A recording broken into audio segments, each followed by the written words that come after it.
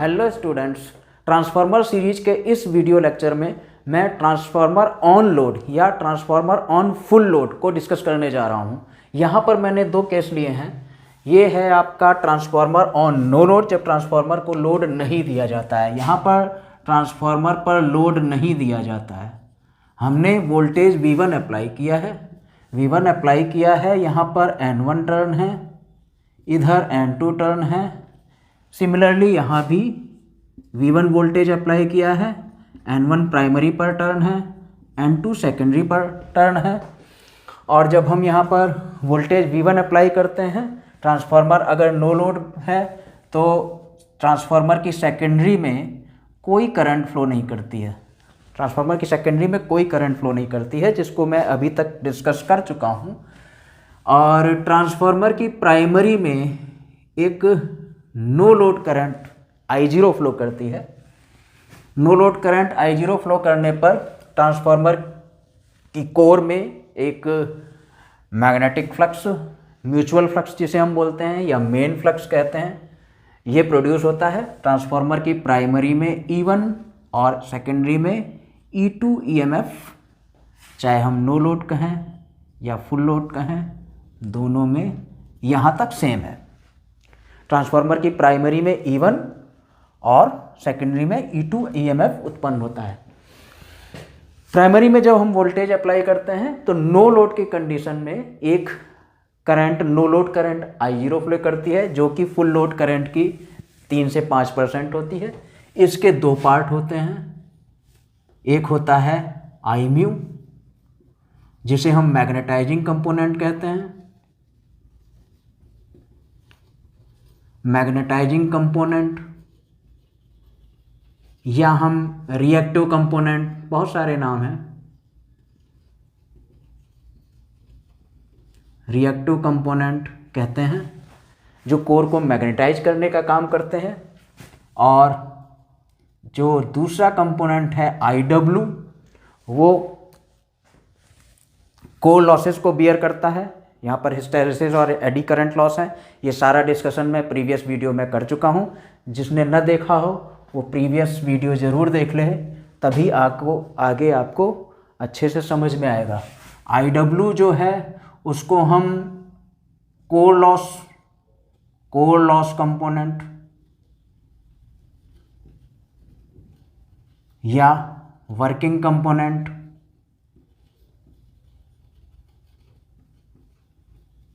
और active component, बहुत सारे नाम हैं, एक्टिव कंपोनेंट ये कहते हैं। तो नो लोड में क्या है, सेकेंडरी में कोई करंट फ्लो नहीं करती है। प्राइमरी में I0 करंट फ्लो करती है, जो कि फुल लोड प्राइमरी करंट की 3 से 5% होती है। इस I0 के दो पार्ट होते हैं, एक I म्यू जिसे मैग्नेटाइजिंग कंपोनेंट या रिएक्टिव कंपोनेंट कहते हैं, दूसरा है IW जिसे कोर लॉस कंपोनेंट या वर्किंग कंपोनेंट या एक्टिव कंपोनेंट कहते हैं। जब हम ट्रांसफार्मर में लोड कनेक्ट करते हैं, ये मैं आपको एक ओवरव्यू दे रहा हूं कि नो लोड और लोड में क्या डिफरेंस आने वाला है। इसकी वर्किंग अभी हम डिटेल में डिस्कस करते हैं कि ये होता कैसे है। अभी आपको जस्ट बता रहा हूं कि नो लोड और फुल लोड या नो लोड और ऑन लोड में क्या क्या डिफरेंस होता है। तो जो यहाँ पर वोल्टेज अप्लाई करने में no load current I0 flow की थी, सेकेंडरी में लोड आपने कनेक्ट नहीं किया था, वहाँ पर जो करंट थी वो I2 जो थी उसकी वैल्यू 0 थी। जैसे ही हम सेकेंडरी में लोड कनेक्ट करते हैं, यहाँ आपने जब V1 वोल्ट अप्लाई किया तो I0 करंट फ्लो हुई, depending upon N1 I0 ampere turn. जब I0 करंट फ्लो हो रही है, depending upon N1 I0 ampere turn, यहाँ पे फ्लक्स प्रोड्यूस हुआ था, यहाँ पे कोई करंट फ्लो नहीं कर रही है। यहाँ पर आपने वोल्टेज अप्लाई किया था तो यहाँ भी करंट फ्लो हुई थी, मैग्नेटिक फ्लक्स प्रोड्यूस हुआ था। जैसे ही आपने सेकेंडरी में लोड कनेक्ट कराया, वैसे ही सेकेंडरी में एक I2 करंट फ्लो करती है। उस I2 करंट की वैल्यू डिपेंड करती है कि लोड कितना है, कम है या ज़्यादा है। जैसे कम या ज़्यादा, जैसे जैसे लोड होगा वैसे वैसे करंट की वैल्यू कम या ज़्यादा होगी। फुल लोड पर करंट I2 मान लेते हैं। और जैसे ही आपने लोड लगाया था, जैसे ही सेकेंडरी में करंट I2 फ्लो होगी, इस सेकेंडरी वाइंडिंग में करंट फ्लो होने के कारण, आगे का डिटेल डिस्कशन हम करेंगे अभी, लेकिन I2 करंट जब यहाँ फ्लो होगी तो जो प्राइमरी में नो लोड के कंडीशन में I0 करंट फ्लो हो रही थी, अब वो करंट I0 ना होके I1 हो जाएगी। इसके दो कंपोनेंट होंगे। कैसे ये I1 हो जाएगी? जो करंट I0 थी वो तो रहेगी ही रहेगी। जब हम सेकेंडरी में लोड कनेक्ट करेंगे तो I2 करंट फ्लो होगी। इस I2 करंट फ्लो करने के कारण एक एक्स्ट्रा करंट प्राइमरी में फ्लो होगी, जिसकी वैल्यू हम I2 डैश लिख देते हैं। कई बुक्स में देखिए यहाँ पर I2 डैश लिखा है, कई बुक्स में यहाँ पर I1 डैश लिखा है। I1 डैश लिखा है उन्होंने क्योंकि ये प्राइमरी साइड में है, इसलिए I1 डैश लिख दिया है। हमने यहाँ पर I2 डैश लिख दिया है इसलिए कि I2 डैश का कॉज है I2। I2 डैश तभी प्रोड्यूस हुई है जब यहाँ पर I2 पिक्चर में आई है। I2 पिक्चर में कब आई है? जब हमने लोड कनेक्ट किया है। जैसे ही लोड कनेक्ट किया I2 फ्लो हुई, उस I2 फ्लो होने के कारण I2 डैश आई है। कैसे आई है, क्यों आई है, वो भी हम डिस्कस करते हैं। अभी जस्ट आपको मैं बता रहा हूं कि क्या चेंज है। तो I2 डैश ये फ्लो हुई, यहां पर I2 को हम कहते हैं लोड करंट। लोड करंट क्योंकि लोड कनेक्ट करने के कारण ये लोड करंट फ्लो हुई है, और इस लोड करंट फ्लो होने के कारण प्राइमरी की करंट I0 जो थी वो उसमें एक एक्स्ट्रा करंट फ्लो हुई I2 डैश, जिसको हम कहते हैं load component. Load component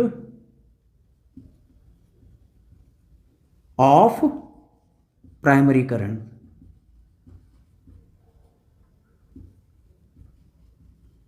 load component of primary current, इसको मैंने I2 डैश लिख दिया। तो इन दोनों का एडिशन होता है I1। तो यहां पर मैंने देखा क्या चेंज आया, नो लोड और फुल लोड या नो लोड और ऑन लोड में क्या फर्क आया। सारी चीजें सेम है, बस दो अंतर है। क्या? जो यहां पे करंट I2 जीरो थी, जब यहां पे लोड नहीं था, तो यहां पे करंट जो I2 की वैल्यू जो जीरो थी, वो यहां लोड कनेक्ट करने पर I2 फ्लो होगी। जो यहाँ कोई करंट नहीं थी वहाँ एक करंट फ्लो होगी I2। डिपेंडिंग अपॉन दिस यहाँ पे एक एक्स्ट्रा करंट फ्लो होगी। यहाँ पर करंट I0 थी जिसके दो कंपोनेंट थे, वो तो यहाँ होंगे ही होंगे। एक एक्स्ट्रा करंट यहाँ पे फ्लो होगी जिसकी वजह से I0 की वैल्यू बढ़ के I1 हो जाएगी। कितना बढ़ी? I2 डैश बढ़ी। ये होगा लोड लगाने पे। तो यहाँ पे जो करंट की डिफरेंट नेम है वो अगर मैं लिखूं तो I0 क्या है? ये है primary current. Primary current at no load. I0 है primary current at no load, और ये हो गई है I1। I1 हो गई है हमारी प्राइमरी करंट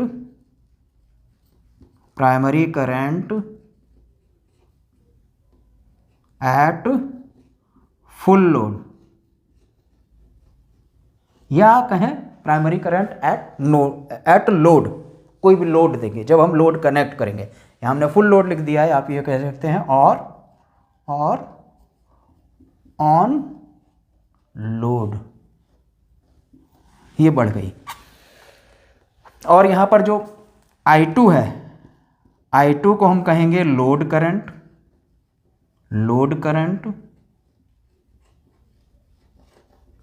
और I2 डैश को कहेंगे, यहाँ पर I2 डैश पे होगा, कई जगह आपको I1 डैश मिलेगा। I2 डैश जो होगा वो होगा लोड कंपोनेंट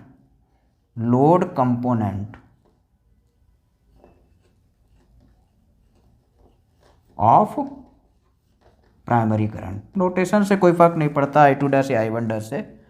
प्राइमरी करंट, जो करंट यहाँ पर जो प्राइमरी करंट है I1 इसके दो पार्ट होंगे, I0 प्लस I2 डैश, जो यहाँ पर I1 होगी, ये है ना, I1 is equal to I0 plus I2 dash. तो ये एक ओवरव्यू है कि हमने नो लोड कंडीशन में सारा कुछ डिस्कस किया था। इसका हमने फेजर डायग्राम भी डिस्कस किया था। ये एज इट इज वही रहेगा, जब हम लोड देंगे तब भी ये एज इट इज रहेगा। इसका फेजर डायग्राम जितना पार्ट ये नो लोड पे था वो एज इट इज रहेगा, बस उसमें कुछ एक्स्ट्रा चीज हो जाएगी। क्या? जैसे ही हम लोड लगाएंगे, अभी हम फेजर भी बनाएंगे, जैसे ही लोड लगाएंगे I2 करंट एग्जिस्ट कर जाएगी, उस I2 के कारण I2 डैश प्राइमरी में बढ़ जाएगी, और इन दोनों को जब हम ऐड करेंगे, ये देखिए ये जो एडिशन है अलजेब्रिक एडिशन नहीं है, ये वेक्टर सम है। फेजर डायग्राम में आपको समझ में आएगा। I0 और I2 डैश का जो सम होगा वो हो जाएगा I1। तो अब हम चलते हैं, इसका डिटेल में वर्किंग पढ़ते हैं कि ये जो I2 या I2 डैश है ये हुई कैसे है। और ये देख रहे हैं आप, ये दोनों में फ्लक्स हमारा है सेम, φm यहाँ भी है, φm यहाँ भी है। ट्रांसफार्मर को मैंने पहले भी बता चुका हूँ कि ट्रांसफार्मर कांस्टेंट फ्लक्स डिवाइस मानी जाती है। ट्रांसफार्मर के नो लोड में या लोड में या एनी लोड पे फ्लक्स की वैल्यू सेम रहती है, इसीलिए ट्रांसफार्मर को कांस्टेंट फ्लक्स मशीन कहते हैं। तो आइए हम देखते हैं इसकी टोटल वर्किंग डिटेल में। नाउ ये एक ट्रांसफार्मर का केस लिया जिसमें अभी सेकेंडरी का स्विच जो है लोड से डिस्कनेक्टेड है, ये स्विच हमारा ओपन है। हमने जब V1 वोल्टेज अप्लाई किया तो V1 वोल्टेज अप्लाई करने से ये नो लोड की कंडीशन हुई जब हमारा स्विच ओपन है। तो यहाँ पर एक स्मॉल करंट I0 फ्लो होगी। I0 फ्लो होने से यहाँ पर अगर N1 नंबर ऑफ टर्न है, यहाँ N2 नंबर ऑफ टर्न है, depending upon N1 I0 ampere turn, एक मैग्नेटिक फ्लक्स φm प्रोड्यूस हुआ। ये जो अल्टरनेटिंग फ्लक्स है वो प्राइमरी सेकेंडरी दोनों से लिंक है। प्राइमरी सेकेंडरी दोनों से लिंक होने के कारण प्राइमरी में E1 और सेकेंडरी में E2 EMF प्रोड्यूस हुआ। अब ये हमारी नो लोड की कंडीशन है। यहाँ तक हम डिस्कशन कर चुके थे, फेजर डायग्राम भी बना चुके थे। यहाँ पर हमने जैसे ही लोड कनेक्ट किया, जैसे ही इस स्विच को हमने क्लोज किया, इस स्विच को क्लोज करते ही, इस स्विच के क्लोज करते ही सेकेंडरी वाइंडिंग में एक करंट I2 फ्लो होगी। प्राइमरी में तो आपने I0 जब फ्लो हो रही थी करंट, I0 करंट फ्लो होने के कारण इसकी डायरेक्शन हमारी हुई ये, I0 करंट फ्लो होने के कारण ये फ्लक्स जो उत्पन्न होगा उसको अगर हम यहाँ पर राइट हैंड रूल से देखें तो ये डायरेक्शन जो करंट की है वो ये है, जिसके कारण फ्लक्स की डायरेक्शन है अपवर्ड। ये हमारा फ्लक्स इस डायरेक्शन में मेन फ्लक्स प्रोड्यूस हुआ था। जब हमने यहाँ पे लोड कनेक्ट किया तो ये सेकेंडरी में भी करंट प्रोड्यूस हुई, सेकेंडरी में भी करंट प्रोड्यूस हुई। अब देखिए, यहाँ देखिए जो मैं करंट की बात कर रहा हूँ, आप कहोगे कि सर ये तो अल्टरनेटिंग करंट है, तो अल्टरनेटिंग करंट तो एक बार प्लस माइनस होती है, फ्लक्स भी आपका अल्टरनेटिंग है, ये भी अल्टरनेटिंग है, तो आप ऐसे करंट कैसे ये बता रहे हो कि ये इधर होगा उधर होगा। देखिए ये मैं जो बना रहा हूँ ये, या तो आप डॉट कन्वेंशन पढ़ो, सर्किट थ्योरी में आपने डॉट कन्वेंशन पढ़ा होगा। डॉट कन्वेंशन एक मोमेंट की बात करता है, क्योंकि अल्टरनेटिंग वोल्टेज अप्लाई किया, अल्टरनेटिंग करंट फ्लो हो रही है, कभी ये इधर होगी कभी हो गई, लेकिन हम एक मोमेंट की बात कर रहे हैं, उसी मोमेंट के रिस्पेक्ट में सारी चीज़ बना रहे हैं। डॉट कन्वेंशन हमारा यही बताता है। तो जब जिस मोमेंट में, हमें एक मोमेंट माना है, जिस मोमेंट में ये करंट इस तरह फ्लो हो रही होगी उस वक्त ये फ्लक्स ये होगा। जब हमने सेकेंडरी में लोड कनेक्ट किया, लोड कनेक्ट करते ही सेकेंडरी में करंट प्रोड्यूस हुई। सेकेंडरी में जैसे ही करंट प्रोड्यूस हुई तो यहाँ सेकेंडरी वाइंडिंग में जो अभी तक करंट नहीं फ्लो हो रही थी, सेकेंडरी वाइंडिंग में भी करंट फ्लो हो गई। और सेकेंडरी वाइंडिंग में करंट फ्लो होने के कारण depending upon secondary MMF N2 I2, depending upon secondary MMF N2 I2, एक फ्लक्स सेकेंडरी वाइंडिंग के कारण भी उत्पन्न होगा। एक फ्लक्स इसके प्रोपोर्शनल φ2 प्रोड्यूस होगा, जिसकी डायरेक्शन क्या होगी? देखिए ये जो करंट फ्लो हुई है क्यों हुई है? Due to E2। E2 कहाँ से आया है? मेन फ्लक्स के कारण।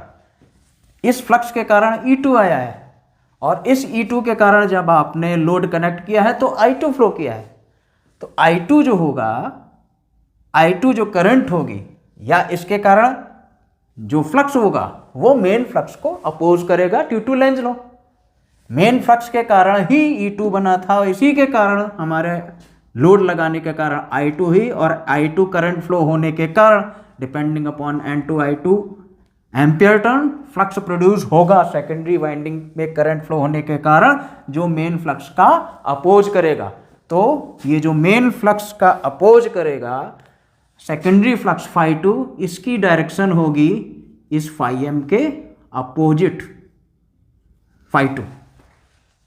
अब φm के अपोजिट जब φ2 प्रोड्यूस होगा तो ये जो मेन फ्लक्स था, पहले था φm, ये अब φm के अपोजिट एक फ्लक्स φ2 प्रोड्यूस हुआ, जिससे कि जो फ्लक्स था इसमें φm मेन फ्लक्स या म्यूचुअल फ्लक्स, उसकी वैल्यू रिड्यूस हो गई, φm माइनस φ2 हो गई, रिड्यूस हो गए। रिड्यूस होने के कारण ये जो प्राइमरी से लिंक फ्लक्स है ये भी रिड्यूस हो गया। जब ये भी प्राइमरी से लिंक फ्लक्स भी रिड्यूस हो गया तो E1 की वैल्यू, जो पहले rate of change of flux के कारण E1 प्रोड्यूस हुआ था, अब जब हमारा rate of change of flux ही कम हो गया तो ये E1 की वैल्यू कम हो जाएगी। अब जब E1 की, देखिए V1 आपने अप्लाई किया था, यहाँ पर प्राइमरी में क्या था, एक स्मॉल करंट फ्लो हो रही थी, और ये रेजिस्टेंस रिएक्टेंस की वैल्यू बहुत कम मानने पे वोल्टेज ड्रॉप जो था बहुत कम था, V1 के लगभग बराबर E1 अपोजिट ये प्रोड्यूस हुआ था। जब हमने E1 की वैल्यू ही कम हो गई, और E1 की वैल्यू कम होने के कारण ये V और E में डिफरेंस हो गया, V और E में डिफरेंस हो गया। V और E में डिफरेंस होने के कारण यहां पर एक एक्स्ट्रा करंट फ्लो करेगी, जिसकी वैल्यू I2 डैश होगी,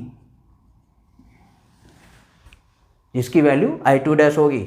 और ये एक्स्ट्रा करंट फ्लो होने के कारण यहां पर एक्स्ट्रा एमएमएफ हो गया, एक्स्ट्रा एमएमएफ हो गया। जो पहले पे एमएमएफ था हमारा N1 I0, अब ये इसमें एक extra MMF N1 I2 dash ये बढ़ गया, ये N1 I2 डैश बढ़ गया। जब N1 I2 डैश बढ़ गया तो इसके कारण एक एक्स्ट्रा फ्लक्स प्रोड्यूस होगा, इसके कारण एक एक्स्ट्रा फ्लक्स प्रोड्यूस होगा, जिसकी डायरेक्शन, जब करंट की डायरेक्शन वही है तो फ्लक्स की डायरेक्शन वही होगी जो मेन फ्लक्स की डायरेक्शन है। इसकी डायरेक्शन भी हमारी ऐसे होगी, इसको हम कहेंगे φ2 डैश। देखिए फिर मैं रिवाइज कर रहा हूं, जैसे ही मैंने लोड कनेक्ट किया, डिपेंडिंग अपॉन लोड, यहां पे तो लोड जब कनेक्ट किया तो यहां पे वोल्टेज भी मिलेगा आपको, टर्मिनल वोल्टेज। जैसे ही मैंने लोड कनेक्ट किया, सेकेंडरी करंट फ्लो हुई, सेकेंडरी करंट फ्लो होने के कारण, इस सेकेंडरी वाइंडिंग में करंट फ्लो होने के कारण depending upon N2 I2 ampere turn एक फ्लक्स φ2 प्रोड्यूस होगा। और ये जो φ2 प्रोड्यूस क्यों हुआ है? मेन फ्लक्स के कारण। तो ये मेन फ्लक्स के कारण ये जो φ2 प्रोड्यूस हुआ है वो मेन फ्लक्स का अपोज करेगा। मेन फ्लक्स की डायरेक्शन ये थी, मेन फ्लक्स की डायरेक्शन हमारी ये है, तो ये जो φ2 प्रोड्यूस हुआ है I2 करंट फ्लो होने के कारण ये इस मेन फ्लक्स का अपोज करेगा, मेन फ्लक्स का अपोज करेगा। यानी जो फ्लक्स था हमारा φm अब वो रिड्यूस हो गया, φm माइनस φ2 हो गया, φ2 फ्लक्स कम हो गया, जिससे ये जो फ्लक्स है वो प्राइमरी वाइंडिंग से लिंक फ्लक्स भी कम हो गया। यानी EM की value, rate of change of flux, E1 is proportional to d∅dt। जब हमारा rate of change of flux कम हो गया तो E1 की वैल्यू कम हो गई, और E1 की वैल्यू कम होने के कारण वोल्टेज और V और E में वोल्टेज डिफरेंस क्रिएट हो गया। वोल्टेज डिफरेंस क्रिएट होने के कारण यहाँ पर करंट एक्स्ट्रा बढ़ जाएगी। करंट हमारी एक्स्ट्रा यहाँ से ट्रांसफार्मर एक्स्ट्रा करंट लेगा डिपेंडिंग अपॉन कि कितना E कम हुआ, E1 कितना कम हुआ। जितना E1 कम होगा यानी जितना फ्लक्स ये कम होगा, जितना फ्लक्स कम होगा उतना ही E कम होगा, उतना ही करंट बढ़ेगी। जितना लोड लगाएंगे, जितना ज़्यादा हम लोड लगाएंगे उतना ही फ्लक्स कम होगा, उतना ही फ्लक्स कम होगा। जितना फ्लक्स कम होगा उतना ही EMF कम होगा, और उतना ही जितना EMF कम होगा उतना ही I2 डैश बढ़ेगा। और I2 डैश बढ़ने के कारण depending upon N1 I2 dash ampere turn एक φ2 डैश प्रोड्यूस होगा, जिसकी डायरेक्शन मेन फ्लक्स के डायरेक्शन में ही होगी। तो ये फिर प्लस हो जाएगा φ2 डैश, और φ2 और φ2 डैश एक दूसरे को नल एंड वाइड कर देंगे। हमारा मेन फ्लक्स यहाँ बचेगा। यहाँ जितना φ2 होगा उतना ही φ2 डैश होगा। यहाँ लोड बढ़ाओगे तो करंट बढ़ेगी, तो φ2 बढ़ेगा। जब φ2 जितना बढ़ेगा उतना E1 कम होगा, उतना I2 डैश बढ़ेगा, उतना φ2 डैश बढ़ेगा। लोड हटाओगे करंट घट जीरो हो जाएगी, φ2 खत्म हो जाएगा। φ2 जब खत्म हो जाएगा E1 अपने पुरानी वैल्यू पे आ जाएगा, I2 डैश खत्म हो जाएगा, φ2 डैश खत्म हो जाएगा। ये यानी φ2 और φ2 एक दूसरे के इक्वल एंड अपोजिट है। जैसे जैसे लोड चेंज होगा वैसे वैसे φ2 चेंज होगा, वैसे वैसे φ2 डैश चेंज होगा। यानी कि φ2 एंड φ2 डैश एक दूसरे के इक्वल एंड अपोजिट हैं, ये हमने देखा। और इक्वल एंड अपोजिट होने के कारण ये एक दूसरे को नल एंड वाइड कर देते हैं। एक दूसरे को नल एंड वाइड करने के कारण मेन फ्लक्स हमारा जितना था उतना ही रहता है। यहाँ पर आपने देखा कि ट्रांसफार्मर जो है कांस्टेंट फ्लक्स मशीन है, लोड हम वेरी करेंगे, फ्लक्स में कोई फर्क नहीं पड़ेगा। जब zero I2 zero, φ2 zero, φ2 dash zero, I2 dash zero. जैसे इसको बढ़ाएंगे I2 बढ़ेगा, I2 पिक्चर में आ जाएगा। I2 पिक्चर में आ जाएगा तो N2 I2 के कारण φ2 बनेगा। φ2 इसको अपोज करेगा, φ2 अपोज करेगा, फ्लक्स कम होगा। जब फ्लक्स कम होगा E1 कम होगा। V से E1 जैसे ही कम होगा वोल्टेज डिफरेंस क्रिएट होगा, करंट यहाँ पे प्रोड्यूस हो जाएगी उसी के रेशियो में। यानी N1 I2 dash extra ampere turn बढ़ गए जो कि φ2 डैश को प्रोड्यूस करेंगे, जिसकी डायरेक्शन मेन फ्लक्स के बराबर होगी। ये दोनों फ्लक्स φ2 और φ2 डैश एक दूसरे को कैंसिल कर देंगे। वैल्यू इनकी जितनी भी होगी, ये कम ज़्यादा होंगे, आपस में ही एक दूसरे को से लड़ेंगे। ये कम होगा, ये कम होगा, ये जीरो होगा, ये जीरो होगा, बढ़ेगा तो ये बढ़ेगा। ये एक दूसरे को कैंसिल करते रहेंगे, φm की वैल्यू सेम रहेगी। यानी पे हमने यहाँ क्या देखा, φ2 की वैल्यू और φ2 डैश की वैल्यू सेम है। इससे हमें एक रिजल्ट मिलेगा। इससे हमें क्या रिजल्ट मिलेगा ये देखते हैं। देखिए जब φ2 और φ2 डैश हमारा इक्वल है तो हम ये देखते हैं φ2 क्यों प्रोड्यूस हुआ था। φ2 प्रोड्यूस हुआ था N2 I2 के बराबर, या हम कहें कि फ्लक्स की वैल्यू होती है MMF अपॉन रिलक्टेंस। ये हमने मैग्नेटिक सर्किट में पढ़ा था कि जैसे करंट इक्वल टू होती है EMF अपॉन रेजिस्टेंस। करंट की वैल्यू क्या होती है इलेक्ट्रिकल सर्किट में EMF अपॉन रेजिस्टेंस, वैसे ही मैग्नेटिक सर्किट में flux equal to MMF upon reluctance. तो φ2 की वैल्यू होगी हमारी N2 I2 upon reluctance, and φ2 dash की वैल्यू होगी हमारी, ये किस लिए प्रोड्यूस हुआ था φ2 डैश I2 डैश के कारण। तो कितने MMF के कारण N1 I2 dash upon reluctance. Reluctance यानी कोर तो सेम है दोनों के लिए, तो कोर सेम है तो रिलक्टेंस सेम होगा। रिलक्टेंस रिलक्टेंस कैंसिल आउट, जो I2 डैश की वैल्यू होगी that will be N2 upon N1 into I2। I2 dash की वैल्यू हो जाएगी N2 upon N1 into I2। और हम ये पढ़ चुके हैं कि N2 अपॉन N1 की वैल्यू होती है K, जिसको हम कहते हैं ट्रांसफॉर्मेशन रेशियो। तो ये हो जाएगा I2 dash is equal to K into I2। ये हमारा एक रिलेशन आया, I2 dash is equal to K into I2। ये I0 और I2 डैश ये दोनों मिलके ही बनते हैं I1। तो यहाँ हमने देखा कि ट्रांसफार्मर, लोडेड ट्रांसफार्मर में प्राइमरी वोल्टेज, प्राइमरी साइड का वोल्टेज V1, सेकेंडरी साइड का voltage V2, primary EMF E1, secondary EMF E2, primary current I1, secondary current I2। यहाँ पर जो प्राइमरी करंट I1 होगी वो होगी, प्राइमरी करंट जो I1 होगी वो होगी I0 plus I2 dash. Primary current I1 जो होगी वो होगी I0 प्लस I2 डैश। और यहाँ I0 के दो पार्ट होंगे, I0 के दो पार्ट होंगे, एक I म्यू मैग्नेटाइजिंग करंट और एक IW, इसको वर्किंग कंपोनेंट कहते हैं। तो ये फेजर डायग्राम जब हम बनाएंगे वहाँ भी हेल्पफुल होगा कि जो प्राइमरी करंट होगी इसके दो पार्ट होंगे, I0 नो लोड करंट और load component of primary current, और I0 के दो पार्ट होंगे I म्यू और IW।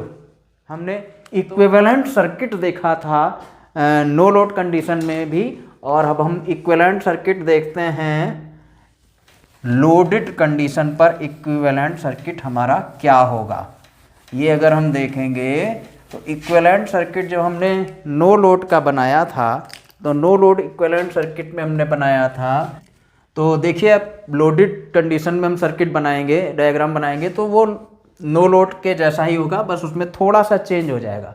तो जो हमने नो लोड के केस में सर्किट डायग्राम इक्विवेलेंट सर्किट बनाया था, यहाँ पे हम प्रैक्टिकल जो ट्रांसफार्मर, एक्चुअल ट्रांसफार्मर का सर्किट डायग्राम बनाएंगे, वहाँ पे हम प्राइमरी वाइंडिंग का resistance, leakage reactance, secondary winding का रेजिस्टेंस, लीकेज रिएक्टेंस वो भी लेंगे, लेकिन अभी हम जस्ट आपको एक आइडिया देने के लिए बना रहे हैं, उसको निगलेक्ट करते हुए। तो ये प्राइमरी में क्या था हमारा, प्राइमरी वाइंडिंग में नो लोड के केस में I0 करंट फ्लो की थी, और यहाँ पर नो लोड कंपोनेंट थे, एक यहाँ पे R0 था, यहाँ X0 था। R0 ये करंट I0 आई थी, इस I0 के दो पार्ट थे, एक IW वर्किंग कंपोनेंट, एक मैग्नेटाइजिंग कंपोनेंट, और ये आपका जब आपने वोल्टेज अप्लाई किया था प्राइमरी में V1, तब यहाँ से हमने बनाया था, यहाँ से हमने बनाया था, ये वाइंडिंग बना दी थी प्राइमरी, और ये हमारा कोर, और ये सेकेंडरी वाइंडिंग,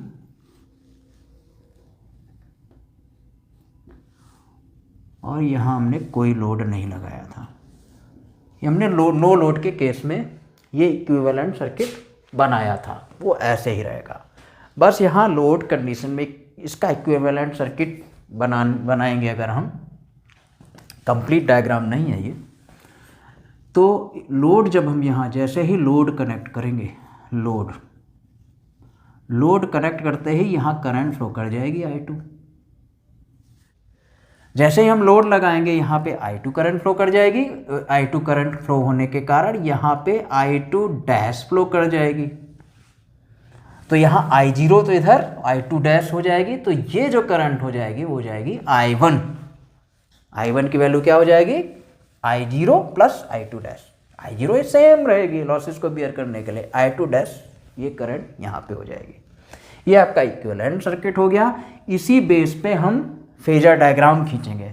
अब फेजर डायग्राम जब हम खींचेंगे ट्रांसफार्मर का, फेजर डायग्राम ड्रॉ करने के लिए इतने ही पोर्शन का भी अब अगर हम फेजर डायग्राम ड्रॉ करें तो ये इतना आसान नहीं, ऐसे नहीं ड्रॉ होगा।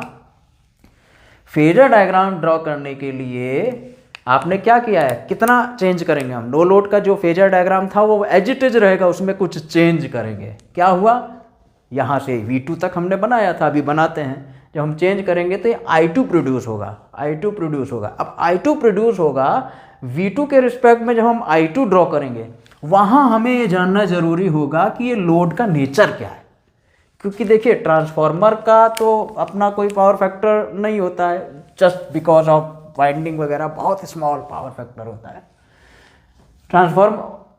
और जो फेजर डायग्राम में पावर फैक्टर जो अफेक्ट करेगा वो डिपेंड करेगा कि लोड का नेचर क्या है। रजिस्टिव लोड है, प्योर रजिस्टिव लोड है, हो सकता है आपका जो लोड हो वो प्योर रजिस्टिव लोड हो, या प्योर इंडक्टिव लोड हो, या प्योर कैपेसिटिव लोड हो। प्योर वैसे लोड रजिस्टिव इंडक्टिव कैपे प्योर प्रैक्टिकली नहीं होते, मिक्सचर ही होता है। प्योर रजिस्टिव हो सकता है या इनका कॉम्बिनेशन हो, रजिस्टिव इंडक्टिव, रजिस्टिव कैपेसिटिव।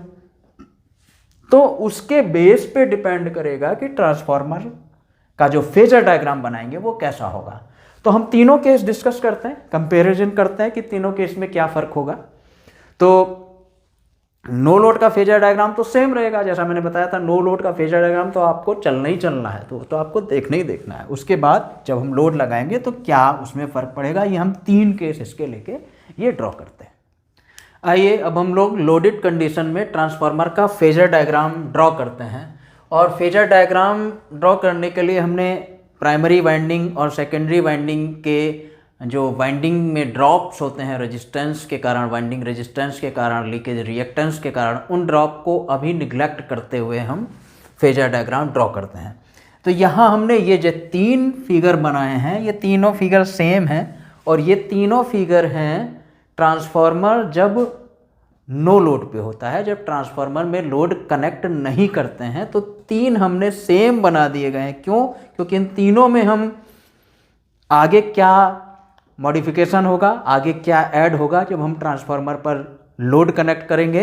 एक केस हमने लिया है प्योर रजिस्टिव लोड का केस, जब हमारा ट्रांसफार्मर का जो लोड होगा वो प्योर रजिस्टिव होगा तब क्या होगा, जब हमारा लोड रजिस्टिव इंडक्टिव होगा तब क्या होगा, जब हमारा लोड रजिस्टिव कैपेसिटिव होगा तब क्या होगा। तो इन तीनों केस को हम एक साथ डिस्कस करते हैं, जिससे कि आप ये भी समझ पाओ कि तीनों में आपस में क्या डिफरेंस होगा, अलग अलग लोड होने पर दोनों में, तीनों केसेस में क्या चेंज आएगा।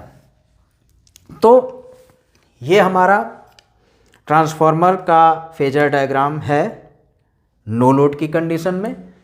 जब हमने देखा था अभी डिस्कशन में कि जब हम ट्रांसफार्मर में लोड कनेक्ट करते हैं तो लोड सेकेंडरी में जैसे ही कनेक्ट करते हैं ट्रांसफार्मर की सेकेंडरी वाइंडिंग में I2 करंट फ्लो करती है। वो I2 करंट फ्लो होगी, ये हमारा V2 वोल्टेज का डायरेक्शन ये है, V2 के रेफरेंस में हम चलते हैं। तो I2 की वैल्यू V2 के फेज में होगी, या लीड करेगी या लैग करेगी, ये डिपेंड करेगा नेचर ऑफ लोड पर। तो अगर हमारा लोड प्योर रजिस्टिव है तो जो I2 की वैल्यू होगी, जो I2 की वैल्यू होगी वो V2 के फेज में ही होगी, और नेचुरली वो V2 से मैग्नीट्यूड में वो V2 से कम ही होगी, क्योंकि I2 will be equal to V2 upon Z impedance. तो I2 की वैल्यू होगी V2 के फेज में अगर हमारा प्योर रजिस्टिव लोड है। अब अगर हमारा लोड इंडक्टिव इन नेचर है, प्योर इंडक्टिव नहीं रजिस्टिव इंडक्टिव है, अगर इंडक्टिव नेचर का है तो जो करंट होगी वो वोल्टेज से लैग करेगी। डिपेंड करेगा वो इंडक्टिव लोड कितना है उसके बेस पे, लेकिन वो वोल्टेज से लैग करेगी। जब वोल्टेज से लैग करेगी करंट तो ये हो जाएगी आपकी करंट की वैल्यू I2 वोल्टेज से लैग करेगी। ये हमने मान लिया एंगल phi2। और अगर लोड हमारा कैपेसिटिव नेचर का है तो जो करंट होगी I2 वो लीड करेगी, तब I2 की वैल्यू वोल्टेज से लीड करेगी। ये हो गया हमारा, क्योंकि फेजर जब हम ड्रॉ करते हैं तो एंटी क्लॉकवाइज को हम पॉजिटिव मानते हैं। तो ये करंट की वैल्यू हमने ड्रॉ की तीनों में अलग अलग। रजिस्टिव के केस में, क्योंकि जैसे ही लोड हम कनेक्ट करेंगे I2 फ्लो करेगी, I2 की डायरेक्शन होगी वोल्टेज के फेज में रजिस्टिव लोड में। इंडक्टिव लोड के केस में वोल्टेज से लैग करेगी, कैपेसिटिव लोड के केस में वोल्टेज से लीड करेगी। अब जब I2 करंट फ्लो करी थी तो प्राइमरी में I2 डैश करंट फ्लो की थी, और I2 डैश की वैल्यू थी K इंटू I2, वो प्राइमरी में फ्लो की थी। प्राइमरी साइड हमने यहाँ बनाया है volt, secondary side primary side. और वो I2 जो थी, I2 डैश, वो I2 के 180 डिग्री फेज में थी। तो क्या होगा, K की वैल्यू अगर हम यहाँ पे डिपेंड करता है कि स्टेप अप ट्रांसफार्मर है, स्टेप डाउन ट्रांसफार्मर है, K की वैल्यू, K के मैग्नीट्यूड की अगर हम बात करें तो K की वैल्यू होगी N2/N1। अब वो K की वैल्यू लेस देन 1 या ग्रेटर देन 1 या इक्वल टू 1 होगी।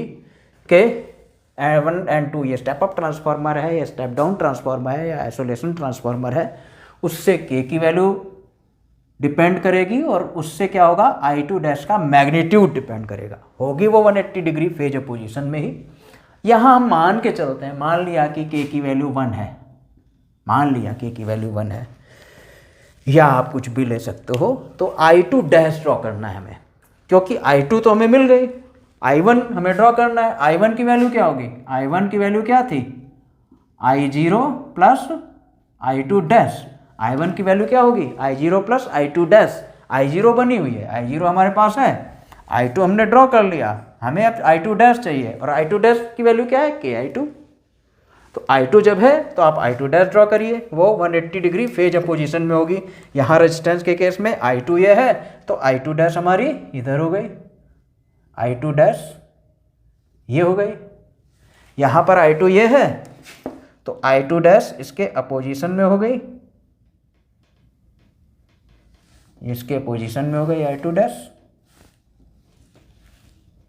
ये हो गई हमारा I2 डैश। यहां हमारा ये I2 है तो ये हो गई हमारी I2 dash, I2 dash.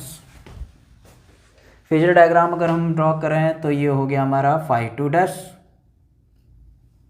Sorry ये तो उसी फेज में है, ये हो गया हमारा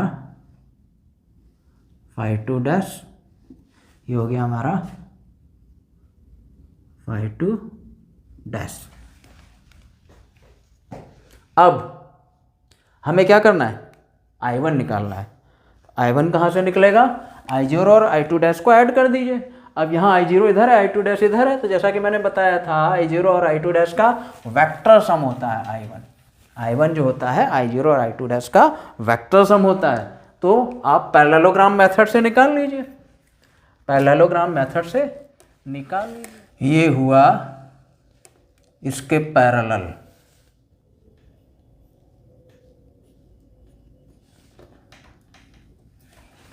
ये पैरेललोग्राम हमारा बन गया। पहले पैरेललोग्राम ही बना लेते हैं तीनों केस में।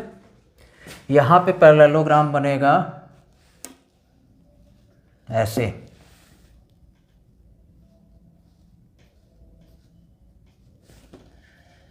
I0 और ये हमारा ये रहा। हम I0 और I2 डैश को ऐड करेंगे, ये भी हमारा पैरेललोग्राम रहा। ये है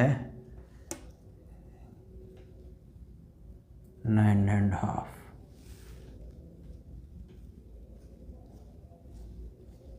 ये रहा, और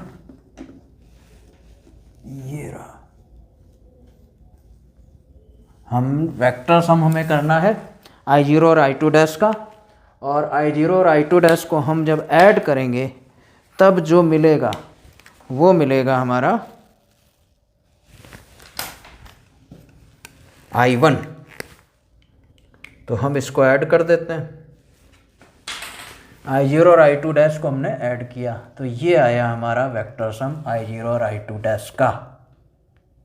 ये रहा I0 और I2 डैश का वेक्टर सम, जिसको हम कहेंगे I1, और ये रहा हमारा φ1। V1 और I1 के बीच का एंगल φ1।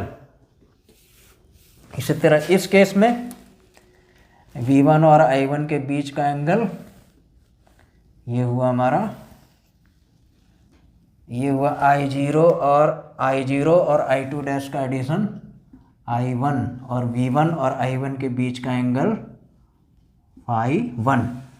इस केस में I0 और I2 डैश का एडिशन, ये हमने पैरेललोग्राम बना लिया है, ये रहा हमारा I1, और V1 और I1 के बीच का एंगल φ1। तो यहाँ हम देख रहे हैं ये हमारा रजिस्टिव लोड है। रजिस्टिव लोड पर पावर फैक्टर हमारा ये है cos φ1। इंडक्टिव लोड पर ये और बढ़ गया, फाई की वैल्यू cos 90 की वैल्यू 0 होती। इंडक्टिव जैसे लोड होगा तो एंगल बढ़ेगा, पावर फैक्टर कम होगा। और कैपेसिटिव लोड में ये हमारा एंगल कम हो गया V1 और I1 के बीच में, V1 और I1 के बीच में, और पावर फैक्टर हमारा इम्प्रूव कर जाएगा कैपेसिटिव लोड। इसीलिए कैपेसिटिव लोड में हमारा पावर फैक्टर इम्प्रूव करता है, इंडक्टिव लोड में पावर फैक्टर कम होता है। तो ये हमारा जब हमने ट्रांसफार्मर को लोड दिया, अभी देखिए ये कंप्लीट फेजर डायग्राम नहीं है। कंप्लीट फेजर डायग्राम हमें एक्चुअल ट्रांसफार्मर का भी बनाना है, वहाँ पे हमें वाइंडिंग रेजिस्टेंस, लीकेज रिएक्टेंस सब लेके बनाना होगा।